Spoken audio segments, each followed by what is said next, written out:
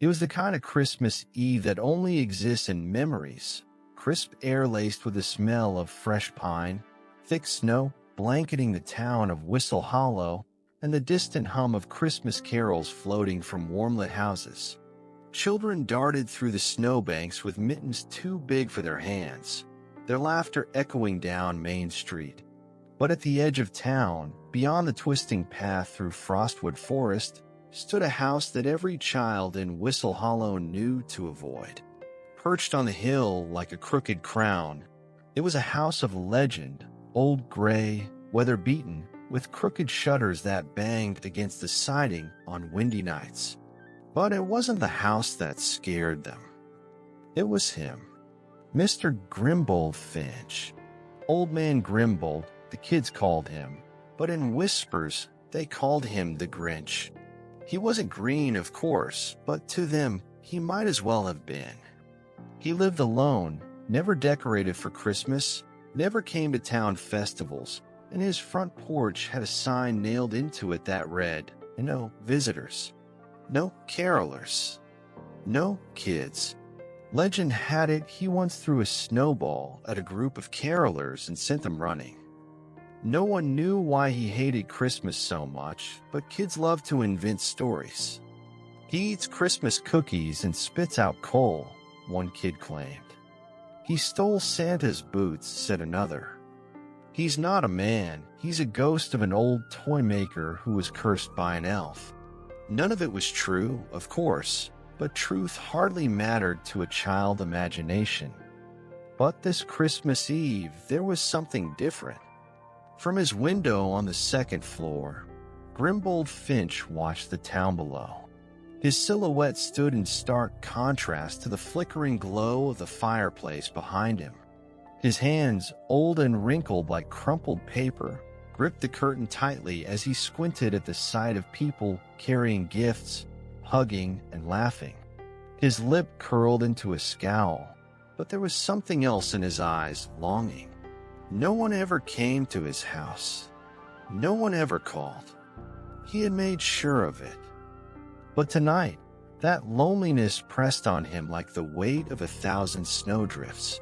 He turned away from the window, muttering to himself as he walked through his dimly lit house, his cane tapping softly against the wood floors. "Fools," he grumbled, shaking his head, "putting on a show for people who don't even like each other." His voice was rough from years of disuse. He passed by the mantel where a dusty old clock sat ticking quietly.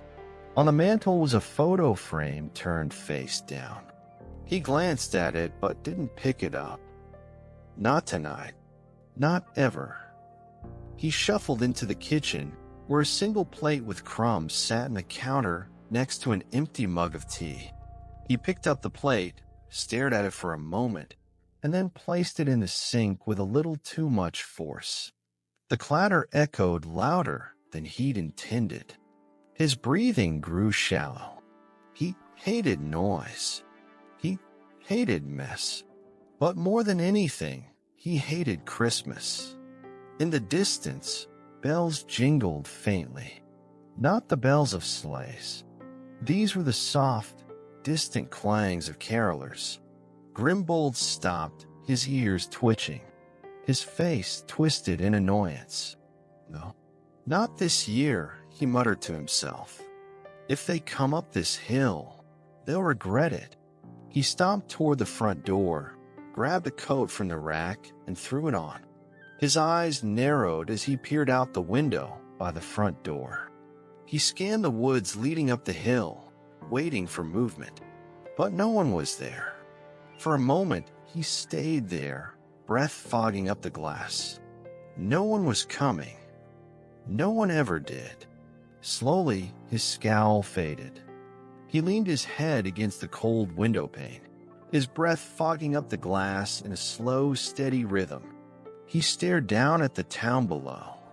All those lights, all those people. He sighed deeply. "What's it all for?" he whispered to himself.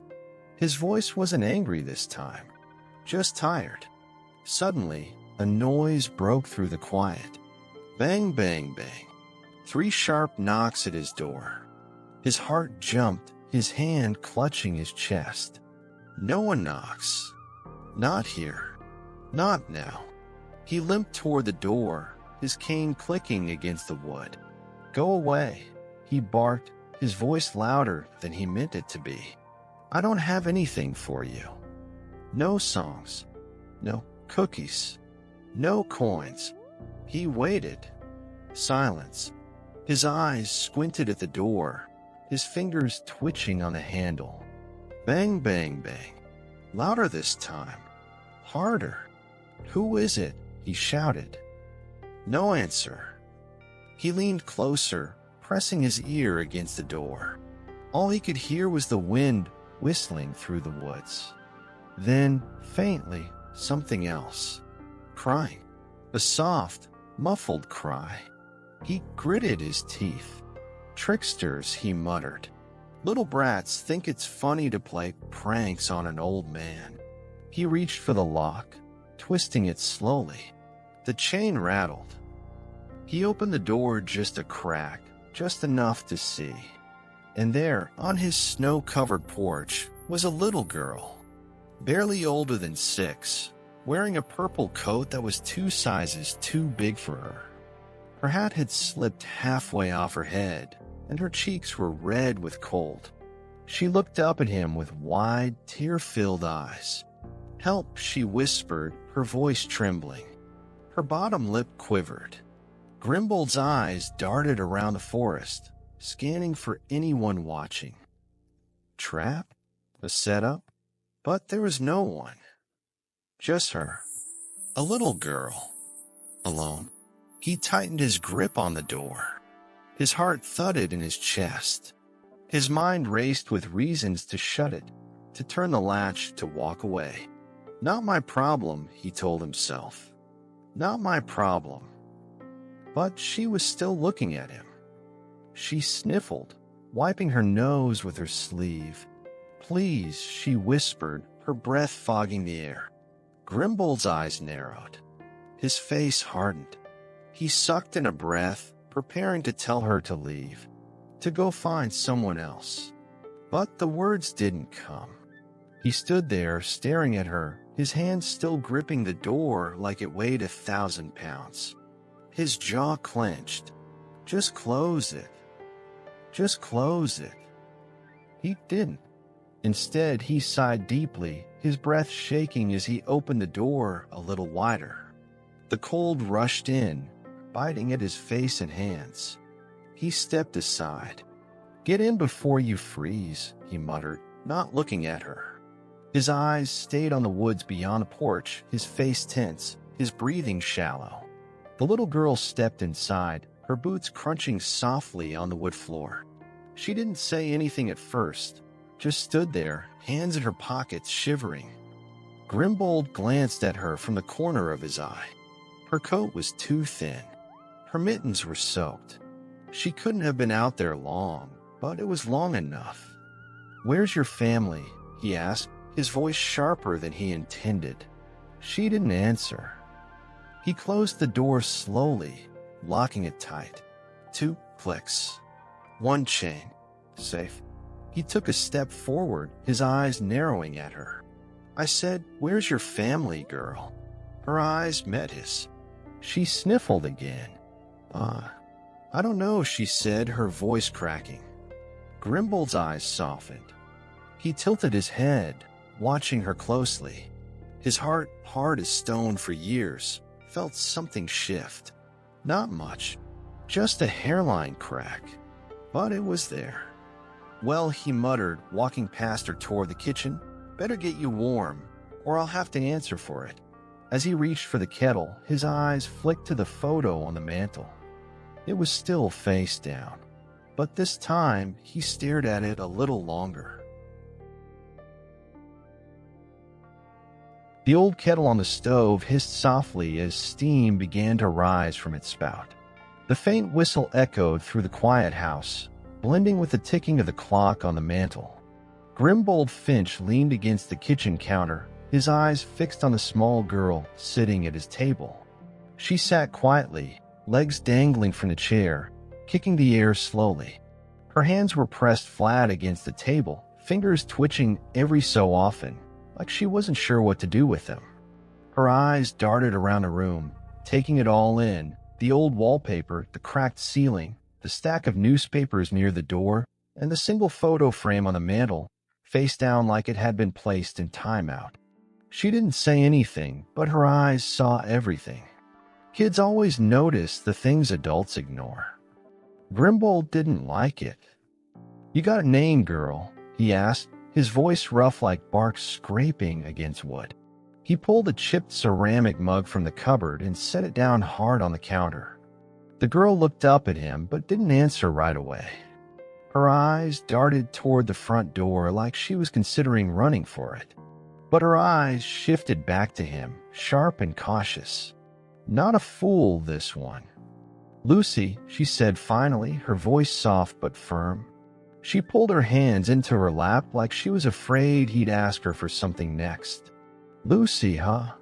Grimbold poured hot water into the mug, the steam rising in twisting curls. He reached for a small jar of honey, but stopped himself. Why waste honey on a stranger? He shook his head and left it where it was. "That's a nice name, I guess. Don't hear it much anymore." Lucy didn't say anything. She watched him pour the water, her eyes following every movement. He set the mug down in front of her. "It's hot," he muttered. "Don't burn your tongue." He pulled out the chair across from her, sat down slowly, and leaned on his cane, his eyes narrowing as he studied her. His eyes were sharp, like a hawk watching a rabbit that wandered too close. "Where are you from, Lucy?" he asked, his tone not friendly but not hostile either. "Can't be from town. I know all the faces in this town." Lucy stared at the steam curling from the mug. Her small hands cupped the sides, soaking in the warmth. "I'm from here," she muttered, eyes on the tea. I got lost." Grimbold tilted his head slightly. He'd heard too many in his life not to recognize one. His eyes didn't leave her. He said slowly. "Well, if you're from here, you know this house." He gestured around him. "Tell me what they say about it." Lucy looked up at him for the first time, her eyes narrowing like she'd been challenged. "They say you're mean," she said plainly. "They say you hate Christmas and that you scared away the carolers last year." She blinked slowly. "They say you're a Grinch." Grimbold snorted, leaning back in his chair. "Smart girl," he muttered, rubbing the edge of his cane with his thumb. "They get anything wrong." Lucy shrugged, blowing on her tea, still not drinking it. "I dunno. You don't seem that scary." That made him pause. His eyes flicked to her, hard and sharp. "Don't be so sure, girl," he muttered, leaning forward. "People aren't what they seem." Lucy didn't flinch. She just raised an eyebrow. "Yeah," she said, her little voice soft but sharp. "I know." They sat in silence for a while, the clock ticking louder now that neither of them was speaking. "You got parents?" Grimbold asked suddenly, his eyes still on her. Lucy looked at her mug, tilting it side to side like she was watching the tea sway. Her lips pressed into a thin line. "No answer." "Parents, Lucy," he said, his voice firmer now. "Where are they?" Her fingers tightened on the mug. "They'll come," she whispered. Grimbold raised an eyebrow, his eyes flicking to the window. Snow was falling heavier now, thick flakes sticking to the glass. "Not in this storm, they won't," he said. "Road's covered. No one's coming up this hill till morning." He leaned forward, his eyes narrowing like a detective sniffing out a lie. "You didn't run away, did you?" Her face didn't change. That was an answer all by itself. "Kids always think they're smart," he muttered, shaking his head. "Run away, think nobody's gonna notice. Next thing you know, they're freezing to death in the woods." His eyes shifted toward her coat, still damp from the snow. "You're lucky you made it this far." Lucy didn't respond. She just stared into the tea like it could give her the answer to every problem. Grimbold's jaw tightened. His eyes drifted toward the photo frame on the mantel. It had been there for 10 years. 10 long, cold, quiet years. He glanced at it, then looked away. Not tonight. Tell you what, he said, tapping the table once with his finger. I'll let you stay here, just for tonight. But come morning, you're walking back down to town. He pointed at her. No second chances. No arguments. Lucy didn't look up. Okay, she whispered. He leaned back, his eyes never leaving her. That night, Lucy slept on the old couch, curled up in a blanket that smelled faintly of cedar and old leather. Her eyes closed slowly, the glow of the fireplace flickering on her face. Grimbold sat in his old chair across from her, his eyes heavy but unwilling to close. He watched her like a hawk watching a mouse, alert, cautious, and ready to pounce. But as the minutes stretched on, his gaze softened. She looked smaller now. Not like a troublemaker. Not like a runaway. Just a child. The glow of the fire flickered across the photo on the mantel. His eyes shifted to it again, and this time he didn't look away. Slowly, painfully, he reached for it. His fingers hovered over it, hesitating. Don't do it. But something inside him had already decided. He picked it up. The dust brushed off with a swipe of his thumb, revealing a photo of a woman holding a baby. The woman had a warm smile, her eyes full of life. The baby wore a little knit hat with reindeer ears. His wife. His son. He stared at it for a long time. They never came back, he whispered. The words were like ashes in his mouth.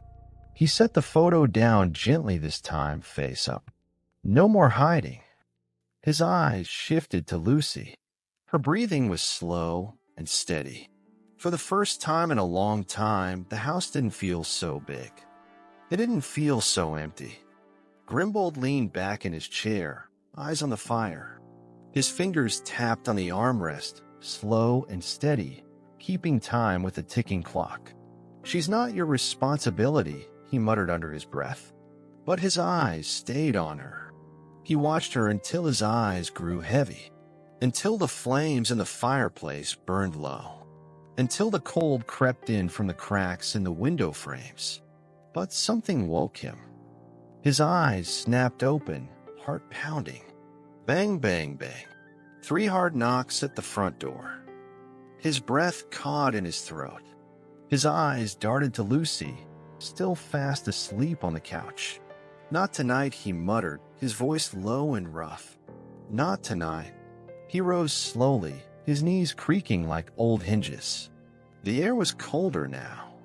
His fingers gripped his cane tightly as he moved toward the door.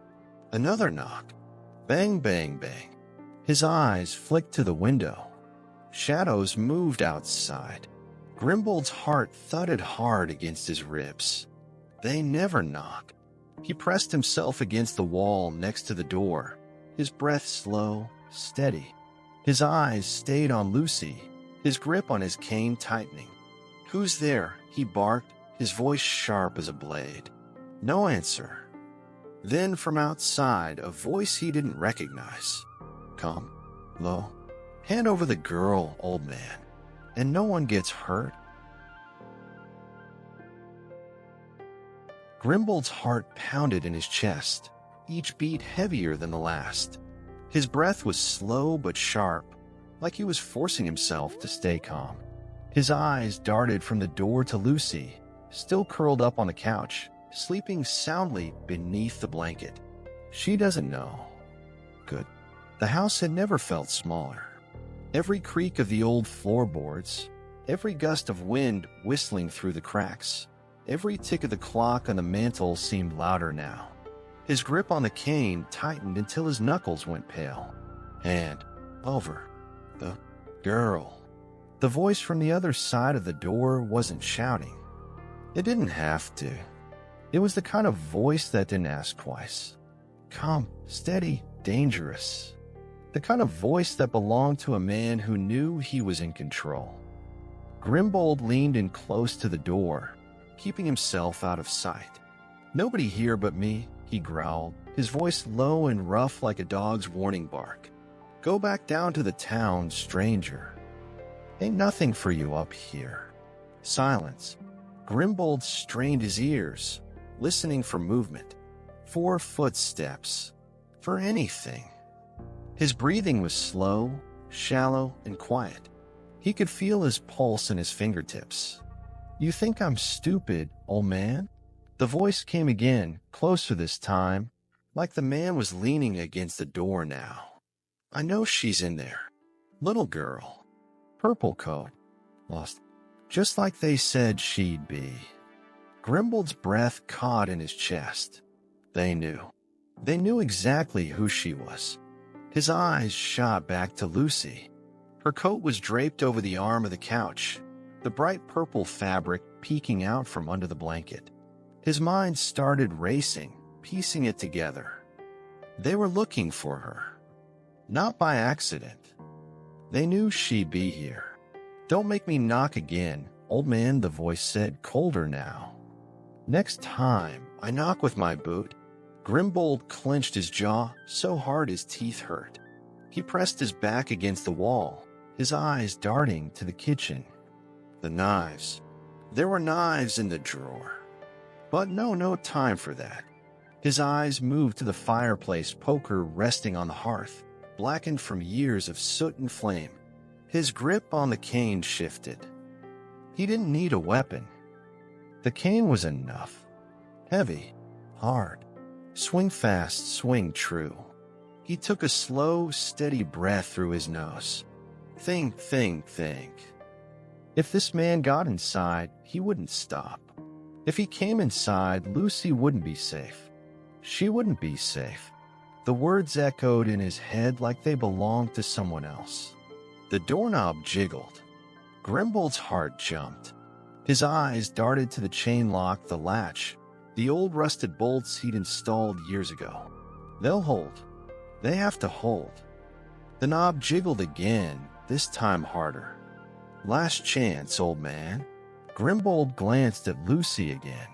She was stirring now, her face scrunching up in half-sleep as she adjusted the blanket. She didn't open her eyes, but her little fingers gripped the edge of the blanket tighter. "Stay asleep, girl. Stay asleep." Front door shuddered. Bang. The chain rattled. The latch shook. "Don't be stupid, old man," the voice barked, angrier now. "Open it, or I'll kick it clean off the frame." Grimbold's breathing slowed. Control. Stay in control. He glanced at the coat rack by the door. His old brown hunting jacket hung there, thick and heavy. Pockets with something inside. Slowly, carefully, he reached for it, pulling it from the hook. The weight of it hit his hand like an old friend. His fingers slipped into the pocket, brushing over the cold, familiar shape of an old hunting knife. Not sharp, but sharp enough. "All right," he said suddenly, raising his voice. His heart was pounding, but his voice was steady. "All right, I'm opening it. Don't break my door." Silence. "Smart man," the voice said, calm again. "Real smart." Grimbold slid the chain lock slowly, his eyes narrowing, his breathing shallow. He glanced once more at Lucy. Still asleep. Still safe. He unlocked the latch slowly, inch by inch, his fingers steady, even though his heart was going wild in his chest. His hand stayed in the coat pocket, gripping the handle of the knife. The latch clicked. Silence. Total silence. Grimbold counted to 3 in his head. 1, 2, 3. Then he yanked the door open with all his strength, fast and hard. Fastest move wins. The man on the porch stumbled forward, caught off guard. He was younger than Grimbold expected. Late 30s. Black jacket. Wool hat. His eyes widened as he stumbled forward, trying to catch himself. Too late. Grimbold moved, Swing low. Swing hard. No hesitation. His cane came up from below, crashing into the man's knee with a sickening crack. The man shouted in pain, his leg buckling like a snapped branch. He fell forward, arms flailing as he hit the wood floor. Grimbold's hand shot out, grabbing the back of the man's coat collar, yanking him deeper into the house. Close it, close it, close it. Grimbold's mind screamed. He swung the door shut with his foot, kicking it so hard it rattled the frame. His fingers found the chain lock, sliding it back into place. The latch followed. Click, click, safe. The man was on the floor, groaning, holding his leg. You old. Wham. Grimbold didn't let him finish. His cane came down hard on the man's back, right between the shoulder blades. The man gasped, his face pressed against the floorboards. Grimbold leaned in close, his face inches from the man's ear. His breath was slow, steady cold. You're in my house now. His voice was low, dangerous. You talk, you leave breathing. You lie, and I throw you into the snow. The man coughed, wincing in pain. It's not my call, he muttered. They just told me to get her. That's all. Who told you? Grimbold barked, jabbing the cane against the man's side. Who sent you? Didn't get a name, the man wheezed. They paid me. Said the girl was theirs. Said she ran away. Said they wanted her back. Grimbold glanced at Lucy. Her eyes were open now. She was awake, watching everything. Her face was pale, her lips pressed tight, her small hands gripping the blanket. Liar, Grimbold hissed. You don't kidnap kids to bring them home. His voice was colder than the wind outside. The man shook his head frantically. I'm just doing a job, old man. That's it. I don't ask questions. His voice cracked with panic. Please, man, I didn't know she was yours. Grimbold's eyes flicked to Lucy. She was still staring at him. Her eyes weren't scared anymore. They were something else. Trusting. Grimbold's grip on the cane tightened. His jaw set. She's mine now. He pushed the man's face harder against the floor, his eyes locked on him with more cold fury than he'd ever felt in his life. You go back to whoever sent you, he growled, his breath slow and heavy. You tell them Grimbold Finch don't lose what's his. The man coughed, nodding. Okay, he gasped. I swear I'll tell them. Tell them something else too, Grimbold muttered, leaning in close, his voice a whisper. Tell them I'm not a kind man.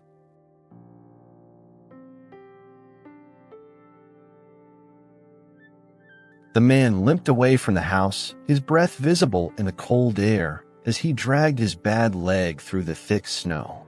His jacket was soaked, and his face was twisted in pain, but he didn't look back. He didn't dare. Grimbold watched him go from the front window. His eyes narrowed to sharp slits.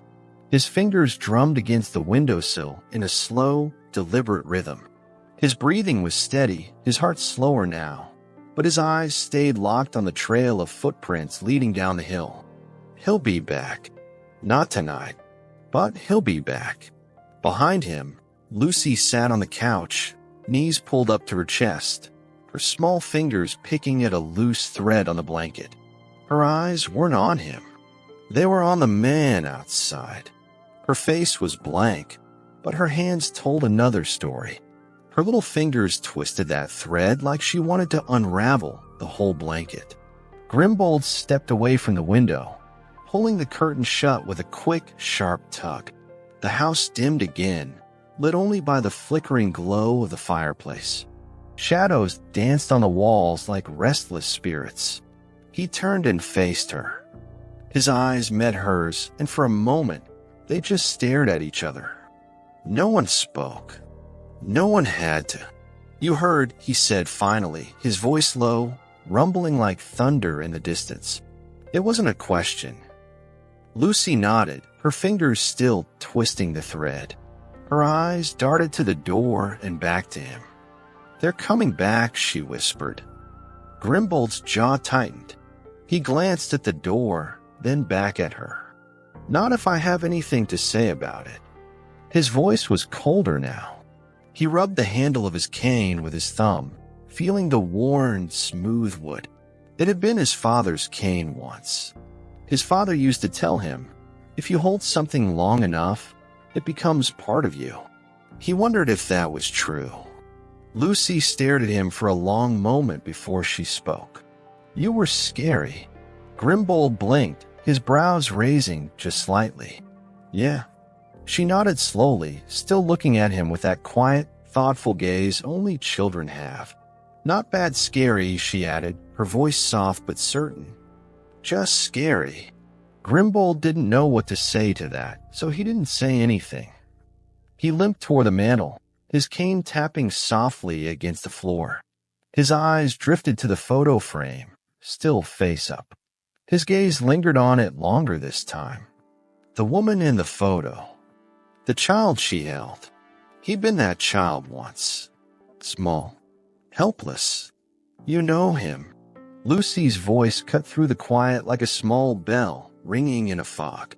Grimbold froze, his fingers hovering over the photo frame. He glanced at her over his shoulder. Her eyes were on him, sharp as ever. He glanced down at the photo again.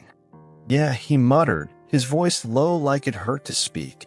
"Yeah, I knew him. Was he yours?" Lucy asked. Grimbold sucked in a slow breath, his eyes closing for a moment. When he opened them, his gaze was harder, colder. Not anymore. He turned away from the mantel, away from her, and walked into the kitchen. His footsteps were slow but heavy, each one a reminder that he was still here. Lucy didn't ask any more questions. She watched him go, her little hand still picking at that thread. The blanket was starting to come apart at the edge, but she didn't stop. Grimbold stood in the kitchen, his hands braced on the counter. His head hung low, his breath coming out in slow, foggy huffs. His fingers pressed into the countertop until they ached, but he didn't let up. Focus. Breathe. Stay sharp. His eyes shifted toward the drawer. The knives. He stared at it for a moment, then pulled it open slowly. The knives gleamed in the dim light, polished steel with sharp edges that caught the glow from the fireplace. He reached in, his fingers hovering over them. His eyes locked on the largest one, a thick butcher's knife with a worn wooden handle. His hand hesitated. If you hold something long enough, it becomes part of you. He let out a short, bitter laugh and shut the drawer. Later that night, Grimbold sat in his chair by the fire, his eyes locked on the flames as they flickered and danced. Lucy was still on the couch, lying on her side, eyes closed, breathing slow and steady. Asleep again. He glanced at the window. It was pitch black outside, just snow and shadow. The kind of night where every creak sounds like footsteps. Every gust of wind sounds like a whisper. He sat there for a long time, staring into the fire. His thoughts drifted like smoke. He thought of the boy in the photo. He thought of the woman holding him. He thought of the faces he hadn't seen in 10 years. His fingers tapped on the arm of the chair. Tap, tap, tap, like the ticking of a clock. Somewhere outside, there was a sound. Grimbold's eyes snapped open. It was faint, but it was there. The crunch of snow. Footsteps. Soft, slow, measured. He glanced at Lucy. Still asleep. Good. Stay that way. He rose from his chair, his knees groaning in protest. His grip on the cane was firm now. No shaking. No doubt. He moved to the window, tilting the curtain back just enough to see. Shadows. Moving. 3 of them. He exhaled slowly, his breath fogging up the window. His eyes stayed locked on the figures below.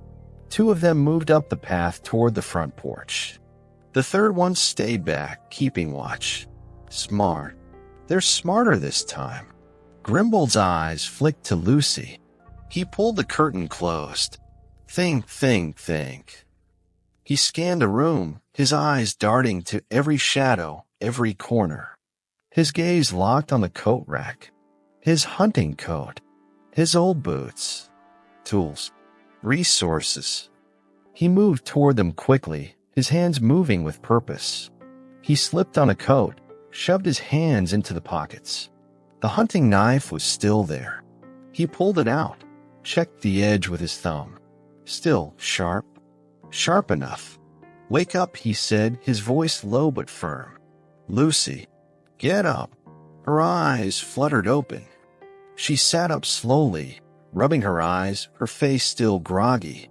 Stay quiet, stay close, he said, pulling on his boots. Understand. Her eyes widened, fully awake now. They're back, she whispered. Yeah, he muttered, his hands tying the laces tight. They're back. The first knock came slow. Bang. A pause. Bang. Then another pause. Bang. Not a demand this time. A signal. Grimbold stood in front of the door, eyes locked on it like he could see through it. Lucy was behind him, hiding near the couch, her eyes locked on his back. Her breathing was shallow but steady. The knock came again. Bang, bang, bang. Old man, a voice called from outside. Don't make this hard. The voice was louder this time. Rough. Different from before.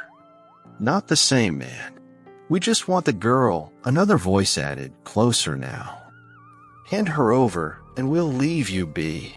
Grimbold said nothing. Silence is stronger than words. You think we can't get in, the first man called out, laughing. That door's old man. You are too. Grimbold glanced at Lucy. Her little hands were clutching the edge of the blanket again, twisting the threads. She didn't look away. She watched him like he was the only thing in the world keeping her safe. Listen close, girl, Grimbold muttered, his eyes locked on the door. If they break it, I break them. Lucy nodded, her eyes locked on his face. She didn't say a word. Grimbold's breathing slowed. Control. Stay sharp. Stay ready. He gripped his cane in one hand, the hunting knife in the other.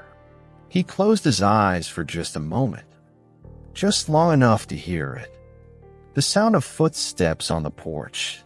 His eyes snapped open.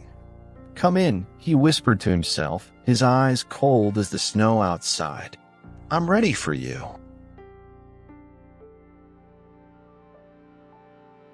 The door shook with each hit, the old wood groaning under the force. Splinters cracked from the frame, tiny flecks of wood floating down like snowflakes onto the floor. Grimbold Finch stood 6 feet away, his body squared, eyes locked on the door. His breathing was slow, steady, not frantic, not afraid, prepared.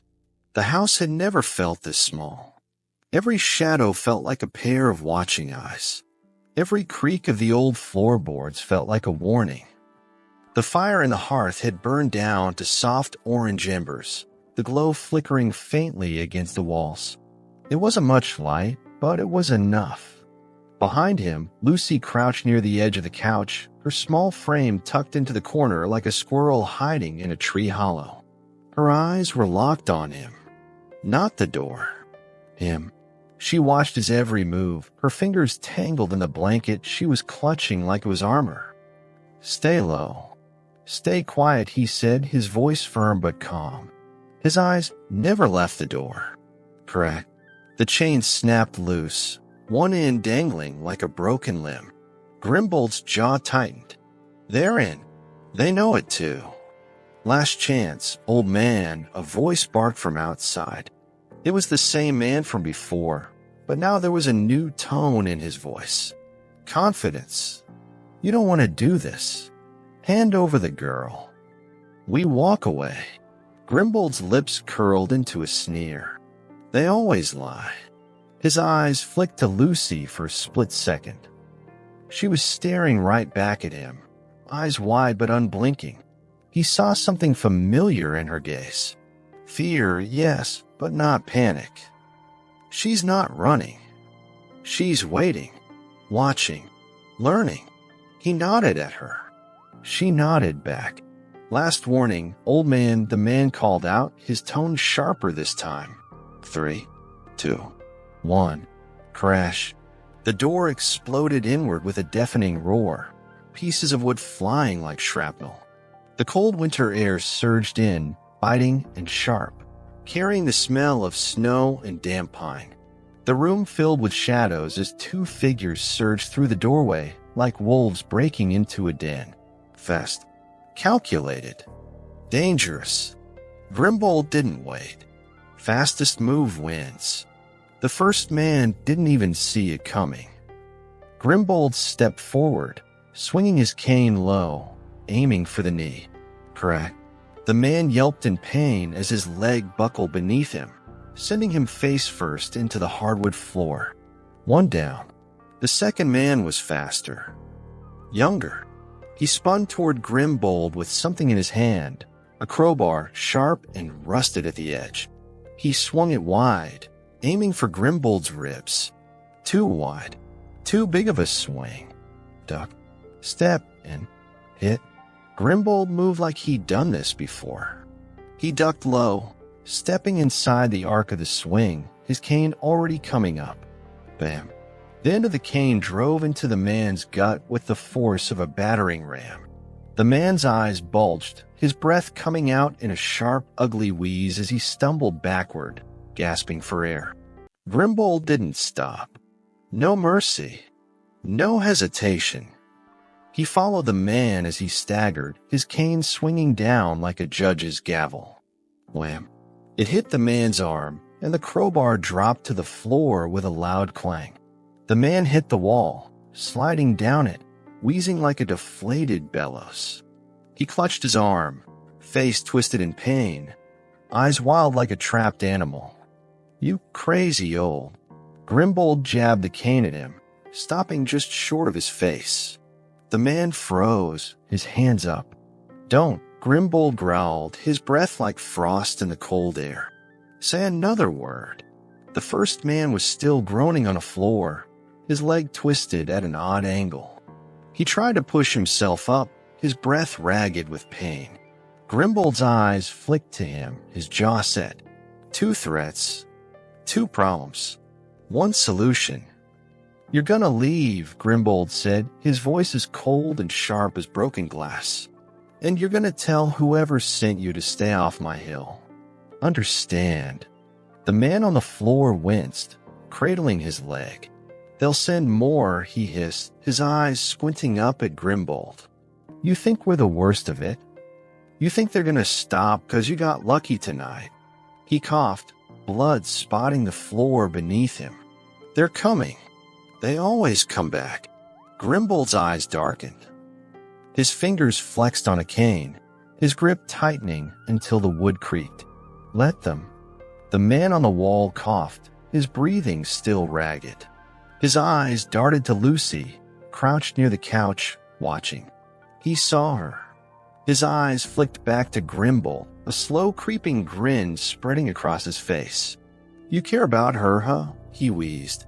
Shouldn't have done that, old man. Carring's a mistake. People like you should know better. Grimbold stepped forward, his shadow falling over the man like an avalanche. He leaned in, his eyes colder than the snow outside. You're right, he muttered. I do know better. His free hand reached out and grabbed the man's collar, yanking him forward. That's why I'm still standing, and you're not. He shoved the man back hard, letting him hit the wall again. The man's head lolled, his eyes glazed over. Out cold. Grimbold's breathing slowed. His eyes darted to the other man on the floor, still clutching his leg, watching him with wide, terrified eyes. He's not moving. Smart. Take him, Grimbold said, pointing to the unconscious man. Take him and go. You come back, you're staying here." The man didn't ask questions. He crawled toward his partner, struggling to lift him. Grimbold didn't help. He just watched, eyes cold, breathing steady. No mercy. No second chances. Lucy was still crouched behind a couch, her eyes locked on Grimbold. She hadn't moved the whole time.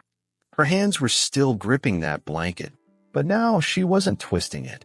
Her fingers were still. Watching. Learning. Grimbold limped toward her slowly, his eyes softening just a bit. Just a little. He crouched down next to her, his knees groaning in protest. He placed a hand on her shoulder, firm but steady. "Did I scare you?" he asked softly. Lucy's eyes met his. She shook her head. "No." Grimbold raised an eyebrow. "No." "You saved me," she whispered. The words hit him harder than any crowbar. His eyes darted to the fireplace, the faint glow flickering on the photo frame still sitting on the mantel. His wife, his son, the ones he didn't save. His breath came out slow, fogging the air. He glanced back at Lucy. Her eyes weren't afraid anymore. He nodded slowly, his face blank but his eyes distant. "Yeah," he muttered. "I guess I did." He looked at the front door, busted wide open, with splintered like broken bones. The cold air poured in, biting at his face and hands.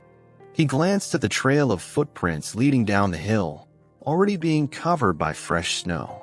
His eyes flicked back to Lucy. "Stay close, girl," he said softly, his eyes drifting back to the door. "They'll come back." Lucy nodded. She didn't ask what he meant. She didn't have to.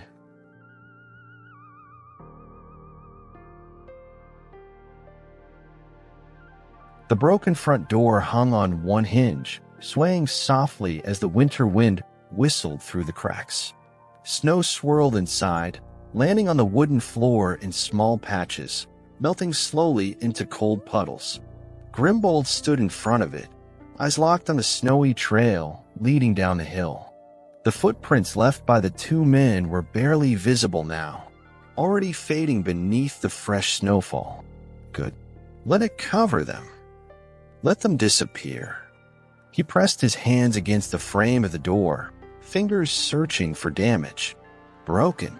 Split straight down the middle. No latch. No lock. Just a gaping hole where protection used to be. He sighed deeply, his breath curling into the cold air. Not safe anymore. His eyes flicked to Lucy, still sitting on the couch, her little hands on her knees, watching him with that sharp, quiet gaze. "Gotta board it up," he muttered, mostly to himself. He scanned the room, eyes darting to the stack of old wood near the fireplace. Planks from old projects. Not pretty, but sturdy. He glanced at the fireplace poker leaning against the wall. Nails. Fire. Tools. His mind was already building the plan in his head. Move fast. Stay ahead. They always come back. Can I help? Lucy's small voice broke through the quiet like a knock at the door. Grimbold blinked, his eyes locking on her. She tilted her head, her face still pale from everything she'd seen, but her eyes were steady, strong, not afraid anymore. "No," he said firmly, his voice gruff but not unkind. "Just stay where I can see you." Her lips pressed into a line, but she didn't argue. She just nodded and pulled the blanket tighter around her shoulders. She sat still, her eyes flicking between him and the door, like she was studying every move he made. Smart girl. Always watching. Always learning. Grimbold moved quickly. He dragged the wood planks to the door, propped them up, and found the box of old nails in the kitchen drawer. His fingers fumbled with them, old joints aching with every twist and turn. "You're not as strong as you used to be." His father's words echoed in his mind. "Doesn't matter. Strong ain't in the body. It's in the will." The hammer struck the first nail. Bang, bang, bang. It echoed through the house like gunfire, sharp and loud. Lucy flinched with each hit but didn't say a word. Grimbold glanced at her once, just to check. Still there. Still watching. The storm outside grew stronger, wind howling like a wolf circling its prey. Snow blew in through the cracks until Grimbold shoved another board into place. Bang, bang, bang. With every nail, his breathing grew heavier. His fingers throbbed from gripping the hammer too tight, but he didn't stop. He never stopped.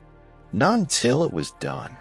Later, when the door was secure, Grimbold sat at the kitchen table, his hands resting flat on the wood. His breathing was slow but deep, his eyes locked on the surface of the table. His fingers twitched now and then, like he was still gripping the hammer. Lucy sat across from him, holding a half-empty mug of tea he'd made for her.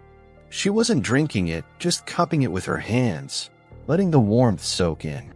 "You ever have kids, Mr. Grimbold?" she asked suddenly, her eyes fixed on him like she already knew the answer. His fingers stopped twitching. His eyes stayed on the table. He sat in silence for a long time, so long she probably thought he wasn't going to answer. Then he did. "Yeah," he said softly, his voice like dry leaves crumbling underfoot. Her eyes widened slightly, her head tilting forward, waiting for him to say more. He didn't. She leaned forward just a bit. "Where is he?" she asked quietly, like she knew she was treading on dangerous ground.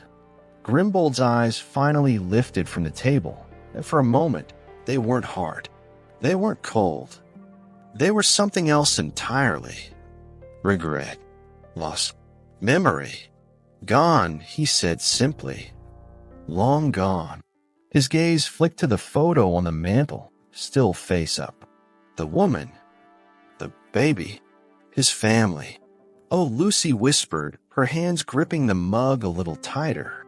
Silence filled the room again. The kind of silence that isn't really silent. It was the kind of quiet filled with weight. The weight of everything unsaid. That night, Grimbold sat by the window, his hunting coat still on, his hands still dirty from the wooden nails. His eyes scanned the forest beyond the hill. No shadows. No movement. But that doesn't mean they aren't there.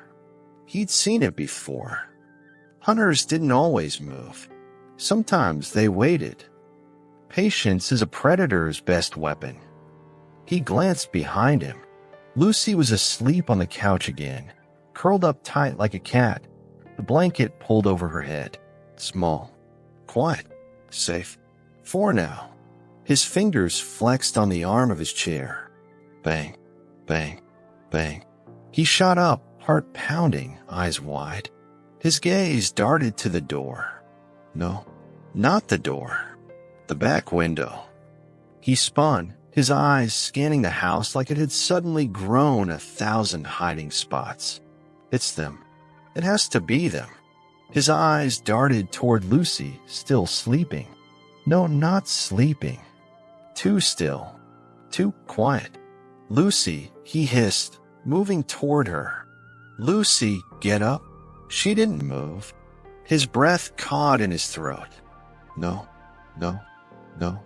I crouched down next to her, shaking her shoulder. Her head lolled to the side. Her eyes were closed. Her lips were pale. "Lucy," he whispered, his voice cracking. He shook her harder. "Lucy, wake up." Nothing. No response. No breathing. No, not like this. Not like this. He pressed his fingers to her neck, feeling for a pulse. It was there. Faint. Weak. But there. Poison. No, not poison. Gas. There. His eyes snapped to the fireplace. The fire was dead. The embers were black, smoke curling faintly from the logs. Smoke. Carbon monoxide. "Stupid, stupid old man," he muttered, eyes wild as he grabbed Lucy in his arms. Should have checked. Should have checked the vent. He pulled her close to his chest, his heart pounding harder than it had in years. "Breathe, girl. Come on, breathe." He carried her to the door, fumbling with the latch, his hand shaking so hard he almost dropped her. "No, not like this. Not another one." He yanked open the door, cold air rushing in like a slap to the face. He dropped to his knees in the snow, laying her down gently. Her face was still pale, lips still blue. "Breathe, Lucy. Breathe." His hands moved on instinct, pressing down on her chest. 1, 2, 3. He tilted her head back, pinched her nose, breathed into her mouth. "Come on, girl. Breathe. Breathe." His hands moved again. 1, 2, 3. His heart was racing. His breaths were short and sharp. Not again. Not again. Not this one. His hands moved like clockwork, steady, relentless. "Come on, Lucy." His voice cracked. "Breathe." Her chest rose. She coughed. A small, sharp, gasping cough. Then another. Then a breath. A real breath. Grimbold sat back, his breath catching in his chest. His heart thudded so hard he thought it might break his ribs. His hands pressed against his face, his fingers running down his cheeks like he was wiping away something invisible. He glanced at her. She blinked up at him, eyes half-lidded, groggy, but alive. "Alive?" "You're safe," he whispered, his voice barely holding together. His eyes darted to the forest. "For now." He cradled her against his chest, rocking her gently as the snow fell around them. The cold didn't matter anymore. He wasn't letting go this time. Not this time. Never again.